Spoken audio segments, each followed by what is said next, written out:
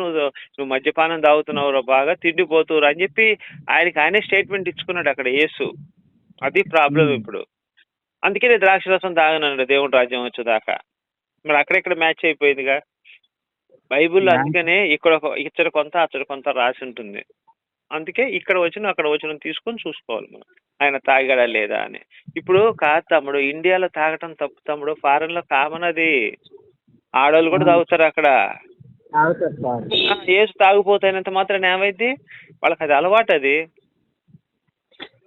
మళ్ళీ ఇప్పుడు foreign countries అంతా డెవలప్ అవుతున్నాయి, మన కంట్రీ ఎందుకు డెవలప్ అంటే అర్థం కాలేదు. ఏం చెప్పు డెవలప్మెంట్ నీ దృష్టిలో? డెవలప్ అంటే ఇప్పుడు వాళ్ళంతా తప్పుడు చేస్తున్నారు, నాశనం కావాలి, కానీ ఇంకా అంత అభివృద్ధి ఎందుకు చెందుతుంది అది? అంటే నువ్వు అభివృద్ధి అని నువ్వు అనుకుంటున్నావు, నీ అమాయకత్వం అది. నాశనం అని నేను అంటున్నా. ఇప్పుడు చైనా వాడు 150 అణుబాంబులు కనిపెట్టాడు. మన అమెరికా వాడి దగ్గర ఒక 500 అణుబాంబులు ఉన్నాయి. ప్రపంచం మొత్తాన్ని నాశనం చేయడానికి 100 అణుబాంబులు చాలు, ప్రపంచం నాశనం అయింది. మరి నువ్వు అభివృద్ధి అని నువ్వు అనుకుంటున్నావు, నాశనం అని నేను అనుకుంటున్నా. ఈ రోజు నువ్వు తింటున్న తిండి కానీ నువ్వు తాగుతున్న నీరు కానీ అన్ని కలుషితం అయిపోయి ఉన్నాయి. నువ్వు స్వచ్ఛమైన నీరు తాగట్లా, స్వచ్ఛమైన తిండి తినట్లా, స్వచ్ఛమైన గాలి పీలవట్లా. మరి అభివృద్ధి ఎట్లా అవుతుంది?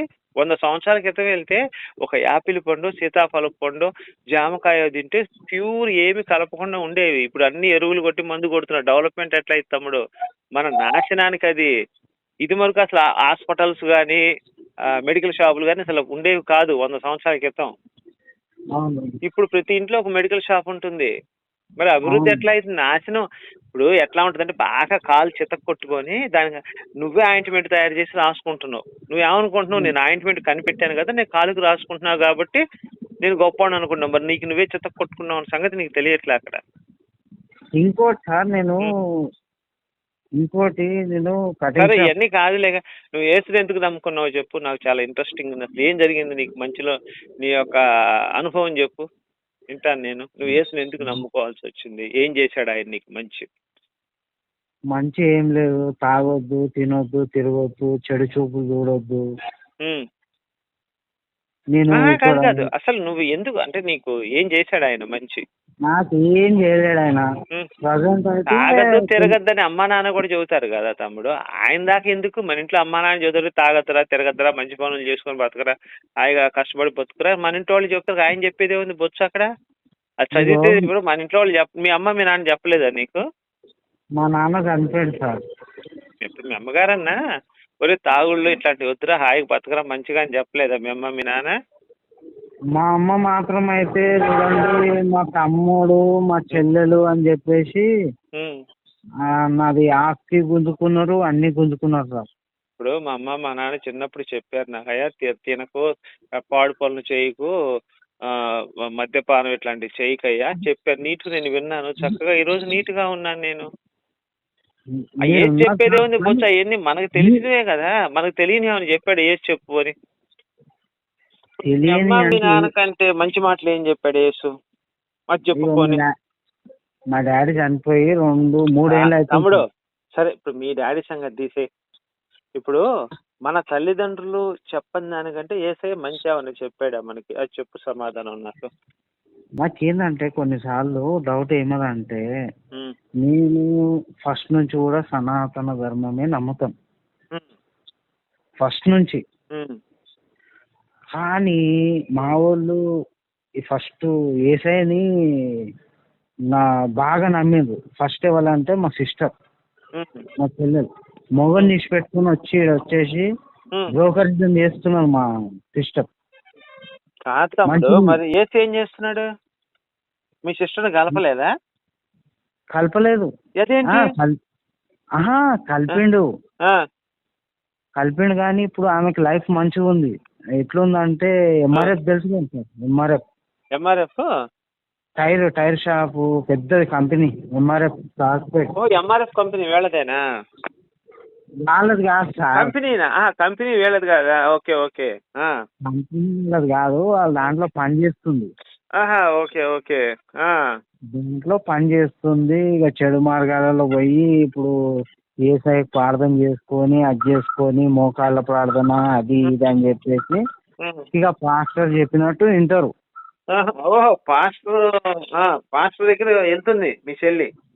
మరి వెళ్తుంది ఇంకే అట్లా అయిపోయింది, ఇంకేముంది అక్కడ, ఇంకా పాస్టర్ దగ్గరికి వెళ్తే ఇంకా అయిపోయినట్టే. మనం ఇంకా దాని గురించి మాట్లాడుకోవడం అనవసరం ఇంకా. అయితే నాకేంటవుతుందంటే ఇంత నేను మా వాళ్ళ గురించి నాకు చిన్నగా ఉన్నప్పటి నుంచి కూడా మా వాళ్ళ గురించి అంత తపన పడి కష్టపడి అమలు పని కటింగ్ షాప్ చాయ్ అన్నీ చేసినాను.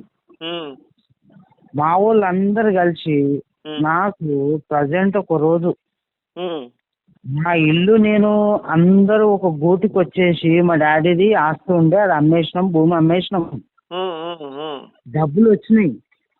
డబ్బులు వచ్చేసరికి వాళ్ళ దగ్గరనే పెట్టినా నేను నమ్మి. పెట్టేసిన తర్వాత వాళ్ళు ఇష్టం వచ్చినట్టుగా మిత్తిలు గిత్తిలు ఇస్తారు కదా సార్, ఆ మిత్తిలు ఇచ్చుకొని వాళ్ళు చేసుకుంటున్నారు. చేసుకున్నా పర్లేదు, నాది నాకు ఇచ్చినా పర్లేదు అని చెప్పేసి 35 లక్షలు వస్తే నాకు 7 లక్షలు 9 లక్షలు ఇస్తే దాంట్లో మా చెల్లికి 50,000 ఇచ్చిన, మా మమ్మీకి మా అమ్మకి 1,50,000 ఇచ్చిన. మా తమ్ముడేమో మొత్తం దోచుకున్నాడు నా దగ్గర, ఏం తెచ్చినా కూడా అన్ని దోచుకున్నాడు. ఇల్లు కట్టేసుకొని అంతా చేసేసుకున్నా.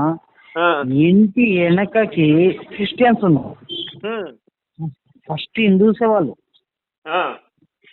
అయితే ఆయన క్రిస్టియను, నీ దేవుడు ఏం చేసిండు, నాకు శివరాత్రి రోజున ఇది లింగం అంటారు సార్, లింగం.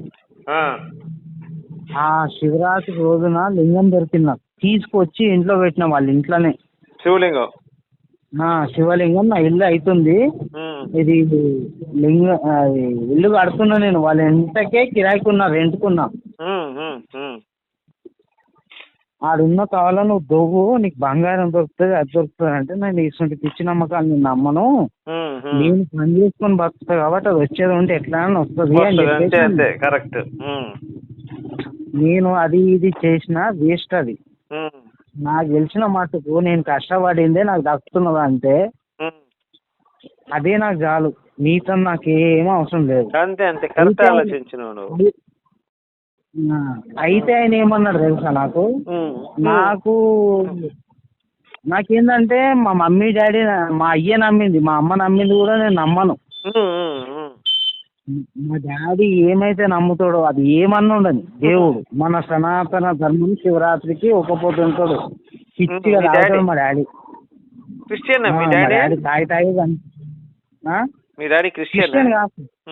కాదు, క్రిస్టియన్ పోతే కొట్టి చంపేస్తాడు సార్, తలకాయ తీసేసి తలకాయ నరికేసి. క్రిస్టియన్ అంటే కాదు, వేరే మతాల జోలికి వెళ్తే నా సొంత మతం, నా అయ్య నాకు నేర్పింది అదే, నేను ఈ మతాన్ని నేను నమ్మాలి అంతే. నేను పుట్టింది ఒక మతంలోనే, ఆ మతంతోనే నేను బతుకుతా, ఆ మతంతోనే చదువుతా. క్రిస్టియనే సార్, నేను చెప్తున్నా, మొత్తం ఏంటో మీకు తెలుస్తుంది. అయితే చనిపోయినందుకు ఇవన్నీ చేంజ్ అయిపోయినాయి మొత్తం. చనిపోయినందుకు మా మదరు మా సిస్టర్ చేసింది మెయిన్. ఇక సరే అని చెప్పేసి నేను అసలు మన దాంట్లో మన సాయిబాబా కూడా నమ్మను సార్ నేను. అయితే మా డాడీకి ఏంటంటే శివరాత్రి రోజు ఒక పొద్దు ఉంటాడు, అన్నీ చేస్తాడు, ఆయన అలాంటివి అంటే పడవు, కానీ అందరికీ పని చేస్తాడు ఆయన. ఏ పనైనా చేస్తాడు, చిన్న పొరడు వచ్చి కూడా. ఆయన ఏందంటే ఏ దేవుని నమ్మడు, ఏ దేవుని నమ్ముతాడంటే ఒక శివరాత్రి రోజున ఒక్క పొద్దు ఉంటాడు, శివుని నమ్ముతాడు, 7 దుర్గమ్మ తల్లికి మొక్కుతాడు అంతే. మిగతా మతాలు అనేది ఆయనకేమి దేశం కాదు, వాళ్ళు చెప్పిన పని చేస్తాడు, వీళ్ళు చెప్పిన పని చేస్తాడు. ఆయన నమ్మేది ఒక్కటే సిద్ధాంతం, కష్టపడతాడు.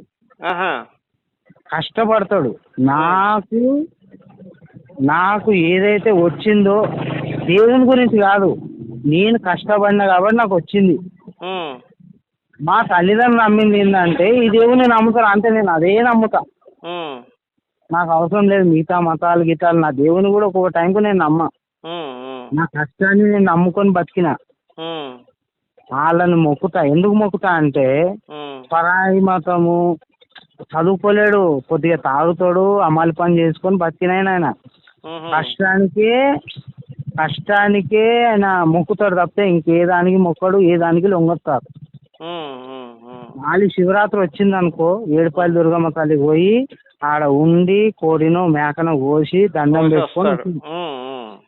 పోసాడు. మేము అదే నేర్చుకున్నాం. కానీ ఏమైపోయిందంటే ఆయన వేరే మతాలను నమ్మడు, అసలు విశ్వసించాడు కూడా. ఆయనకు నమ్మకం కూడా లేదు వేరే దాంట్లో. నేను చెప్పిన ధర్మం నాది ఏదైతే ఉందో అది మాత్రమే నేను నమ్ముతాను అనేసి నమ్ముకొని తాగో తినో ఆయన మా మమ్మీ, మా చెల్లెలు, మా తమ్ముడు శ్రీకాంత్ వాళ్ళు ఏంటంటే, మా తమ్ముడు మీరు అంటారు సెక్యులరిజం అంటారు చూడు, ఆ టైపు. వాడు మంచిడు కాదు. ఫస్ట్ మ్యారేజ్ చేసుకున్నాడు, లవ్ మ్యారేజ్ ఇడిచేసిండు. ఇడిచేసిండు, ఆమె లైఫ్ ఖరాబ్ చేసిండు, దూరం చేసేసిండు. మన దేవుళ్ళని నమ్మడు. నాకు కోపం వచ్చేది, మన దేవుళ్ళని నమ్మకపోతే మంచిది కాదా అని. అంటే నువ్వు నమ్మకు సంబంధం లేదు. నువ్వు తింటున్న తిండికైనా కూడా నువ్వు మొక్కి తింటావు చూడు. ఆ మొక్కేది ఎందుకు మొక్కుతారు అంటే అన్నపూర్ణ, మనం పెట్టుకున్న పేరు అన్నపూర్ణ. అది దాని గురించే కష్టపడతాము. మా అయ్య అయినా మొక్కేది అదే, నువ్వైనా మొక్కేది అదే. నేను దేవుణ్ణి మొక్కను. తిడుతుండే మా దేవుణ్ణి తిడుతున్నాడు. ఏం చేస్తున్నాడు ఈ దేవుడు అంటే ఆయన వచ్చి చెయ్యమని మాట్లాడదాం. వేరే కాల్ వస్తుంది, మళ్ళీ మాట్లాడదాం.